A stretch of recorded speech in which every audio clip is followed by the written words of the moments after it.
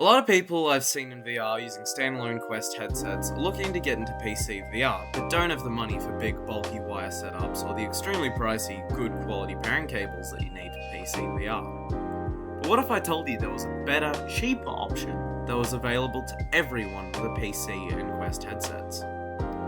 Well, have I got a treat for you. Since 2023, Steam has been offering a wireless alternative for Quest users called SteamVR. The application allows its users to experience the joys of PCVR without the headaches and entanglements that wired PCVR rigs cause. SteamVR is 100% free and only requires a few things. Firstly, you'll obviously need a VR headset such as the Quest 3, which I'm running, 3S or a 2. Secondly, you'll need a PC that can handle PCVR. I'll get into the nitty-gritty about what exact specs you need, but any modern gaming laptop / PC should do the job. Thirdly, you'd need a strong 5G Wi-Fi connection and Ethernet for your PC. Without a good connection, you'll experience massive crashes and a series of issues. Fourth, you'll need Windows, and sometimes Mac works, but Linux generally won't work. You'll need to do extra stuff. 5. SteamVR or Virtual Desktop, which I'll talk about in a separate video. And 6. Willpower and patience. I can't stress this enough. PCVR, especially through wireless, can take some time to understand, and realistically, no video will tell you how to set up your rig. You've got to find out your own setup. Firstly, you'll want to install SteamVR in the Steam Store and the Meta Store.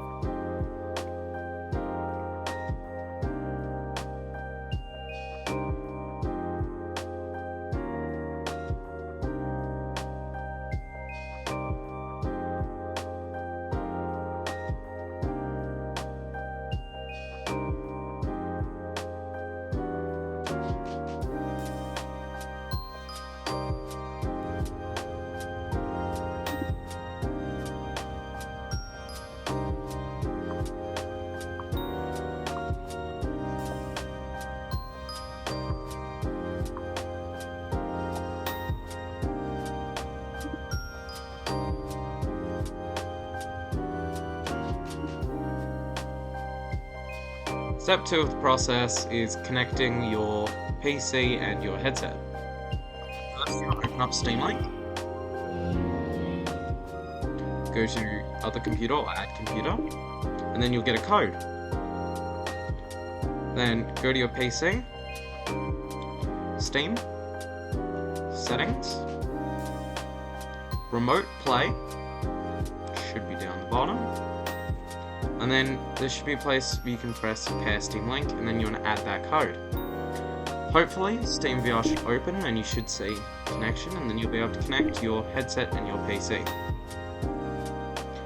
On your desktop, you'll see a menu that'll tell you whether or not it's connected or not, depending on if it shows the headset and your controllers.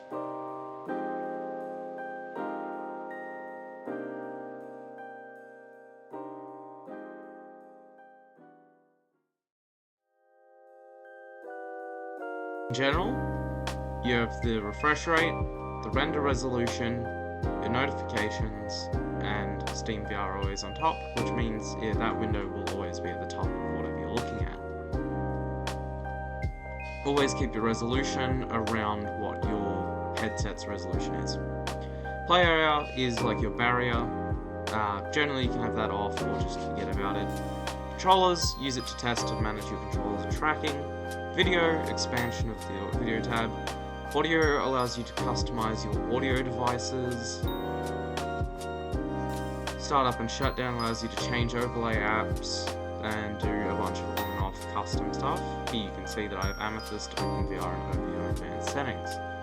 In OpenXR you can change your runtime, your API layers and other things like that.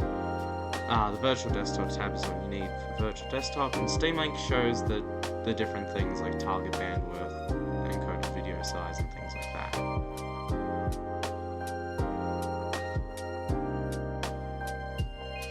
With the SteamVR performance graph, generally it uses 4 sometimes 5 different categories of frame projection, and you can use those to tell whether or not you need to change your settings or fix your computer.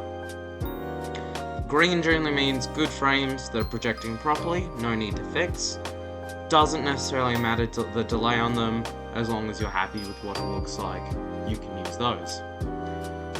Yellow is okay frames projecting at varying successes. Generally, if you're getting a lot of yellow frames, or scattered in between yellow and green, lower your graphics and or frame rate just a pinch. Red means you're getting bad frames that are projecting very poorly. Generally, that's either an internet or a hardware issue, so make sure you've got that Ethernet, make sure you've got a good computer. If you keep getting reds constantly, high reds, so that's where they're higher up on the performance graph, make sure that you double check your settings and make sure that your internet and hardware are connected. Even after doing that, if it's still showing reds, it might be that your computer's just not strong enough. Pink means misprojected frames, which is caused by a massive delay between device communication. So that's when your headset won't be able to talk to your computer, and you get lag, delay, and a lot of FPS drop. If this happens, check your internet, check your settings. Another one where if everything else is fine and you're getting these, it's likely a hardware issue.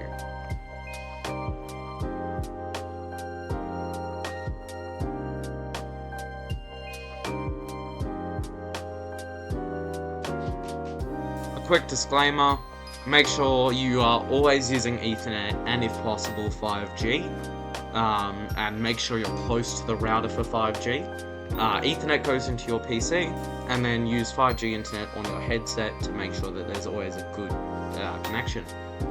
Secondly, a modern gaming laptop or PC is required with at least 16 gigs of RAM running Windows 10 to 11. Always gives you your best results. Anything more, you're just going to have a better time. Anything less, you're going to have to sacrifice graphics and frames. 3. Wired is always going to be a better option no matter what. Wireless just means that you can have it be free and you don't have to have all the wires around your head and have to set up a rig.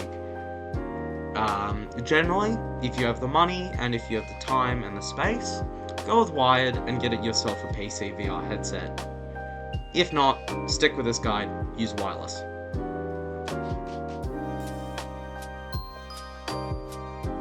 Follow this tutorial, you should be done. Now you can just click on the menu and you can open all of your SteamVR games such as VR Chat, Beat Saber, Bone Lab, Half-Life Alyx, and Blade and Sorcery. One of the biggest bonuses of PCVR is a much better graphical and faster experience compared to the standalone headsets, which have nowhere near the same amount of power as most baseline computers.